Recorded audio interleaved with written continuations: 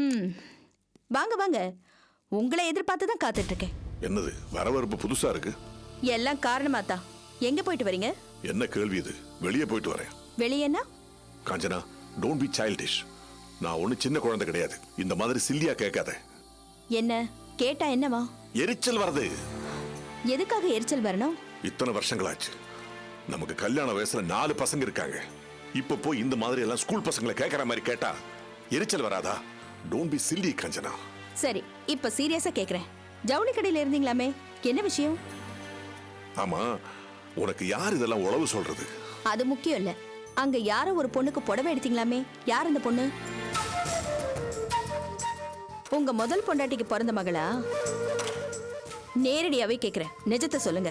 காஞ்சனா, ரொம்ப ரொம்ப அபத்தமா பேசுற நீ. நான்சென்ஸ். இத பாருங்க, மெட்ராஸ்ல ஒரு பொண்ணுக்கு நீங்க இதெல்லாம் பண்ணா வேற என்ன பாசிபிலிட்டி இருக்க முடியும்? நான் உன்னை கேக்குறேன், இந்த ஊர்ல வேற யார் உங்களுக்கு இவ்வளவு நெருக்கமா இருக்க முடியும்? My God. உண்மையை சொல்லுங்க, இல்லனா ஜவுளி கடைக்கே போலன்னு போய் சொல்லுங்க. நோ, நான் ஜவுளி கடைக்கு போனது, அந்த பொண்ணுக்கு புடவை எடுத்தது எல்லாமே உண்மை. அப்போ அந்த பொண்ணு யாரு? சொல்றேன். அவ பேரு ரஞ்சனி. என் க்ளோஸ் ஃப்ரெண்டோட பொண்ணு. அவங்க பூனாவில் இருந்தாங்க. ஆரம்ப காலத்துல பிசினஸ் விஷயமா நான் அடிக்கடி பூனாவுக்கு போகும்போது அவ அப்பா எனக்கு நிறைய உதவி செஞ்சிருக்காரு. அவரோட பொண்ணுதான் ரஞ்சனி. அது ஒருத்தன் லவ் பண்ணி வீட்டை விட்டு ஓடி போயிடுச்சு. அப்புறம் என் ஃப்ரெண்டும் அவ ஒய்ஃபும் இறந்துட்டாங்க. அந்த பொண்ணோட மேரேஜ் சரியில்லாம டைவோர்ஸ் ஆயிடுச்சு. இப்ப ஏதோ மறுபடியும் கல்யாணம் பண்ணிக்க போகுது. தற்செயலா அவளை மீட் பண்ணேன். தனியா இருக்கிற அந்த பொண்ணுக்கு அப்பா ஸ்தானத்துல இருந்து உதவி செய்யறேன். தயவு செஞ்சு அதை தப்பா பேசாத. புரியுதா? Are you clear? சரி, பூனேல இவ்வளவு க்ளோஸா உங்களுக்கு ஒரு ஃப்ரெண்ட் இருக்கிறதா இதுவரைக்கும் என்கிட்ட சொல்லவே இல்லையே. ஏன்? இது கொஞ்சம் வித்தியாசமா இல்ல? அதுக்கு எந்த குறிப்பான காரணமும் கிடையாது காஞ்சனா. அவனை பல தடவை கூப்பிட்டுருக்கேன், வரேன்னு சொல்லுவான். ஆனா வந்ததில்ல. சந்தர்ப்பம் சரியானபடி அமையாமலே போயிடுச்சு. ஏன் ஒரு மாதிரி பாக்குற?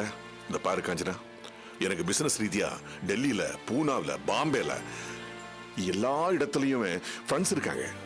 செலவங்களை பத்தி சொல்லியிருக்கேன், செலவங்களை பத்தி சொன்னது கிடையாது. சொல்லாம விட்டு போன ஒரு ஃப்ரெண்டு தான் ரஞ்சனியோட அப்பா. தயவு செஞ்சு புரிஞ்சுக்கோ. அதானே, ஒரு குடும்பத்தை பத்தியே மறைச்சவரு ஆஃப்டர் ஆல் ஒரு ஃப்ரெண்ட பத்தி மறைக்கிறதுல என்ன ஆச்சரியம் இருக்கு? அது சரி, பாம்பேல நீங்க இருந்தப்போ அந்த குடும்பம் பூனேல இருந்தது. நீங்க மெட்ராஸ்ல இருக்கிறப்போ அந்த பொண்ணு கரெக்டா மெட்ராஸ்க்கு வந்துட்டா. அது எப்படிங்க? காஞ்சனா, அசிங்கமா இல்ல? நான் என்ன சொன்னாலும் அதை நீ நம்பலைன்னா என்ன அர்த்தம்? நான் உன் புருஷன்டி. நம்புறது சிரமம் தாங்க. ஏன்னா உங்க கடந்த கால வரலாறு அந்த மாதிரி. இவ்ளோ பேசுறீங்களே, அந்த ரஞ்சனியோட அட்ரஸ் என்னன்னு சொல்லுங்க. அந்த பொண்ணோட அட்ரஸ் எனக்கு தெரியாது. அதானே பார்த்தேன். நான் நினைச்சேன் இப்படிதான் ஒரு பதில் வரும்னு. பைத்திய மாதிரி பேசாத. நான் அந்த பொண்ணை பார்த்து 2 நாள் தான் ஆகுது. போன் நம்பர் தான் வாங்கினேன், அட்ரஸ் வாங்கல. அப்போ போன் பண்ணி அந்த பொண்ணை உடனே இங்க வர சொல்லுங்க, நான் பார்க்கணும். ஐயோ ஐயோ ஐயோ ஐயோ, தலை எழுத்து. இப்படி ஒரு சந்தேகப்படுறியா நீ? இப்ப அந்த பொண்ணு இங்க வரணும், அவ்வளவுதானே? கொஞ்ச நேரத்துல வருவா, பாத்துக்க.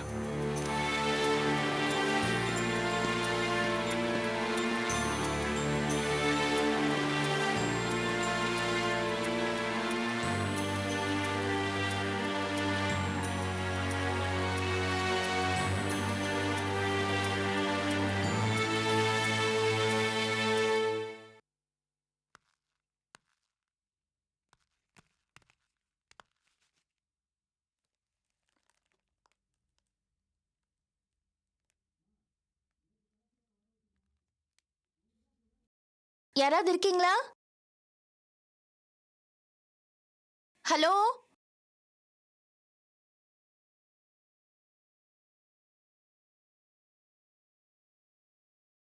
என்னம்மா? வணக்கம்மா. ஈஸ்வரன் சாரை பார்க்கணும். ஓ, நீதான் அந்த பொண்ணா? எந்த பொண்ணு? அதான் அந்த ஜவுளி கடை. ஆமா, நான் தான். கொஞ்சம் முன்னாடி தான் நான் கேட்டேன். அப்பதான் சொன்னாரு, பொதுவா இவருக்கு யாருக்காவது ஏதாவது செய்யணும். யாரையாவது ரொம்ப பிடிச்சு போச்சுன்னா அதுல ரொம்ப சீரியஸா இறங்கிடுவாரு. அப்படிங்களா? ஆமா. சமயத்துல யார் யாருக்கு என்ன தகுதி இருக்கு, நம்ம லெவல் என்ன, அவங்க லெவல் என்ன, இது நாம செய்யறது சரியா வருமா, இப்படி எதுவுமே யோசனை பண்ண மாட்டாரு. விவரம் இல்லாத மனுஷன். நீயே சொல்லு, ஸ்டேட்டஸ்னு ஒண்ணு இருக்கா இல்லையா? அத பாதிக்கிற மாதிரி இவர் எதுவும் செஞ்சிடக்கூடாதுங்கிறது தான் என்னோட கவலை. அதை இவரு எப்பவுமே கண்டுக்கிறது கிடையாது. அது சரி, நீ படிச்சதெல்லாம் பூனால தானே? பூனேவா? என்ன சொல்றீங்க? நினைச்சேன் இவர் ஏதோ கதை விடுறாருன்னு. அப்போ அவர் சொன்ன பூனா மேட்டர் போய் தான் போல இருக்கு. நீ யாரையும் மேரேஜ் பண்ணிக்க போற, அவர் க்ளோஸ் ஃப்ரெண்டோட பொண்ணுன்னு. நீ யாருமா? உன் பேர் என்ன? என் பேர் அபி. உனக்கு தான் கல்யாணமா? இல்ல மேடம். இல்லையா? ஒரே குழப்பமா இருக்கே. மேடம், எனக்கு ஈஸ்வரன் சாரே நல்லா தெரியும். ஜவுளி கடையில புடவை மிஸ் பண்ணிட்டாரு. அதை கொடுக்கறதுக்காக தான் நான் வந்திருக்கேன். ஓஹோ, உனக்கு இவரை எப்படி தெரியும்? உங்க பையனோட ஆபீஸ்ல இதுக்கு முன்னாடி நான் வேலை பார்த்தேன்.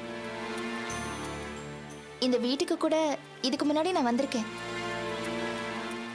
ஆ, தெரியும் தெரியும். அன்னைக்கு கூட வீட்டுக்கு வந்து சண்டை போட்டியே. ஆமா, ஆனா அதை வச்சு நீங்க என்ன தப்பா நினைக்காதீங்க. நல்லா இருக்குமா?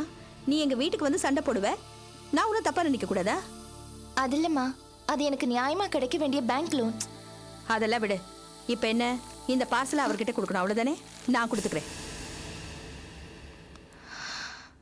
அம்மா ஒரு நிமிஷம். ம் உன் பேரு அபிதானே? ம் ஆமா. அபிநயா. ம் கேட்கறதுக்கு எவ்வளவு நல்லா இருக்கு. அம்மா நீங்க எங்க இருக்கீங்க? சைதாப்பேட்டில். ஓ, சைதாப்பேட்டிலையா? உங்க அப்பா என்ன பண்றாரு? எனக்கு அப்பா கிடையாது, அம்மா மட்டும்தான் இருக்காங்க. நாங்க தனியா தான் இருக்கோம். ஓ, நான் வரேம்மா.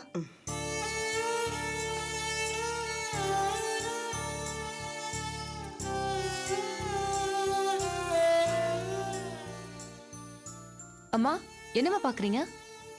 அந்த பொண்ணை பார்த்தா வெளியாளு மாதிரியே தெரியல இல்ல? என்னம்மா? ஒண்ணு இல்ல, நீ போய் உன் வேலையை பாரு போ. சரிம்மா.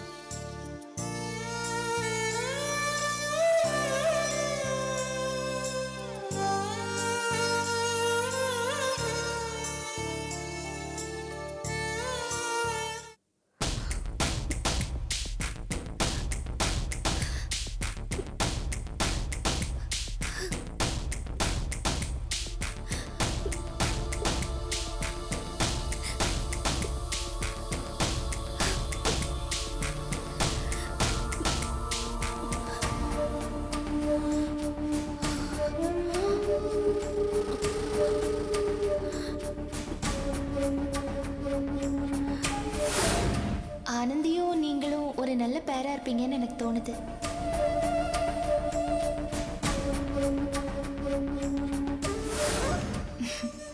நான் உங்களுக்கு சம்மதமானு கேட்டேன். இப்போ நீங்கள் இப்படி சொல்லும்போது எனக்கு ஓகே தாங்க. இல்லை, எனக்கு பரிபூர்ண சம்மதம்.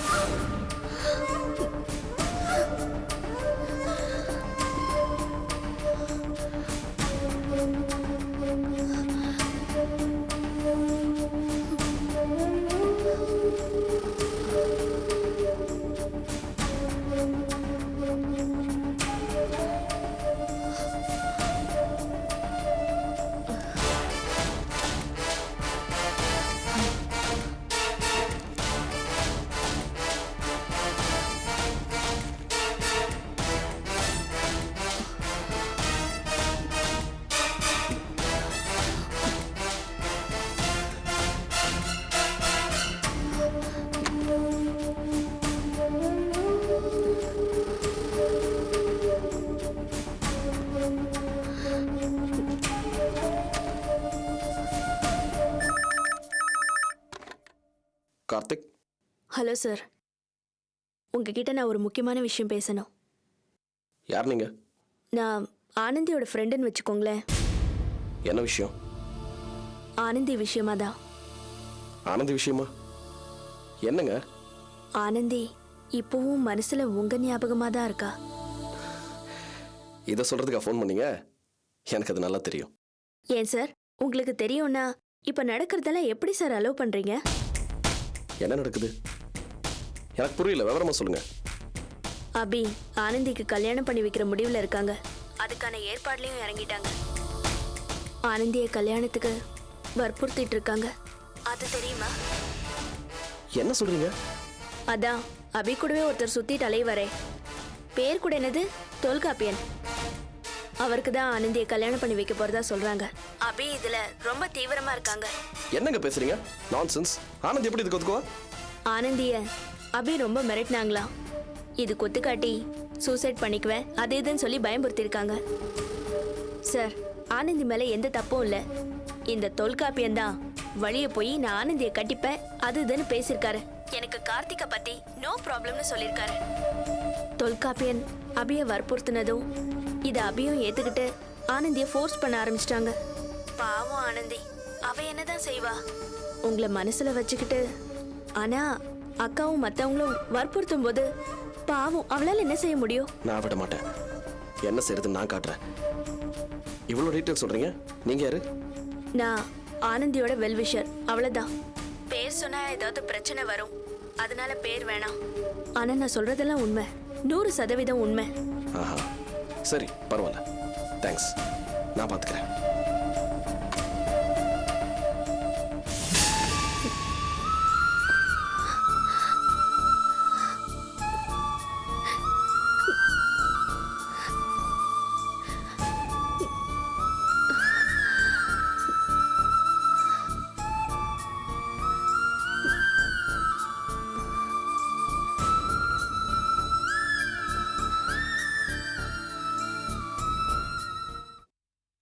கொடுத்துட சொல்ல சார். 2 daysல வந்து கொடுத்துருவாங்க சார். கண்டிப்பாக சார், கண்டிப்பாக. தேங்க்யூ. என்னங்க இங்கே நிற்கிறீங்க?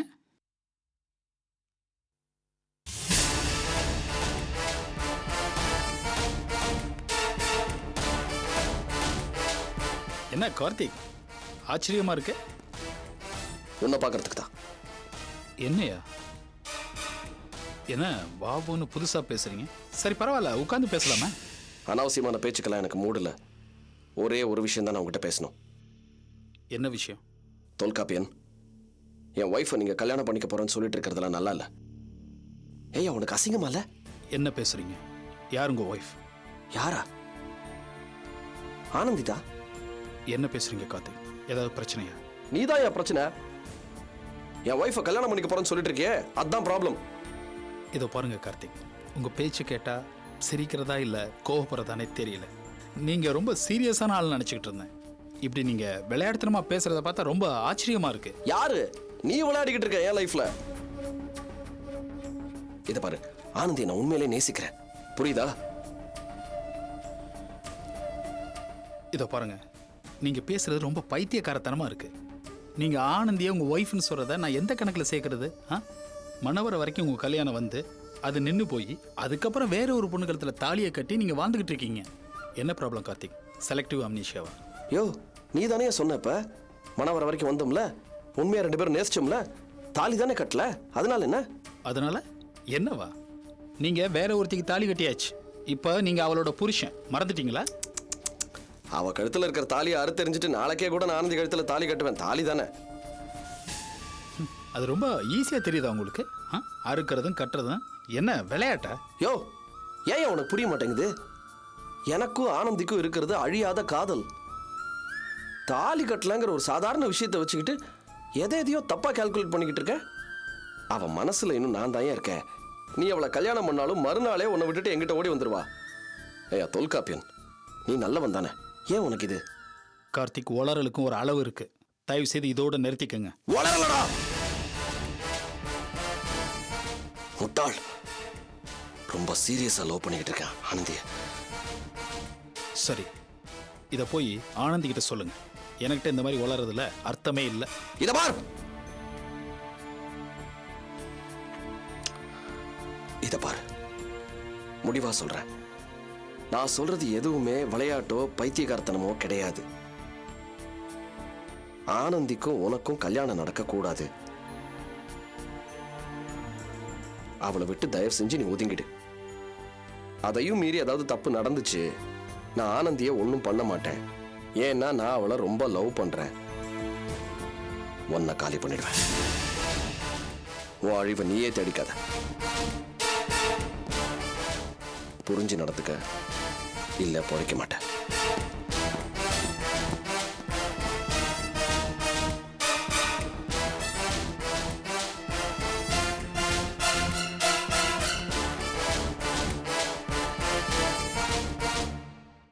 என்னங்க, என்ன இதெல்லாம்? வளர்றான். இதெல்லாம் உங்களுக்கு தேவையா? சொன்னா கேளுங்க. ஏன் அனாவசியமான வம்பல நம்ம மாட்டிக்கணும்? அப்படி என்ன அவசியம்? இதோ பாருங்க சாந்தி, அவர் தான் ஏதோ அர்த்தம் இல்லாம உளறிட்டு போறாருன்னா அதை எதுக்கு நம்ம சட்டை பண்ணணும்? அவ்வளோ ஈஸியா நீங்க ஒதுக்கிட முடியாது. அவங்க 2 பேரும் காதலிச்சது உண்மை, கல்யாணம் வரைக்கும் போனது உண்மை. இன்னும் அவர் ஆனந்தி மேல வெறித்தனமான காதலோட இருக்காருன்றது அவர் பேசுனதுல இருந்து தெரியல. இதோ பாருங்க சாந்தி, கார்த்திக் பேசுறதுல எந்த அர்த்தமும் கிடையாது. அப்படி இங்க பேசுறது ஏன் போய் ஆனந்திட்டு பேச வேண்டியதானே? இங்க பேசணும்னு என்ன அவசியம்? என்னங்க நீங்க? இது வரைக்கும் ஆனந்தி உங்ககிட்ட கல்யாணத்துக்கு சம்மதம்னு சொல்லிருக்கல? அபிதானே சொல்லிருக்காங்க.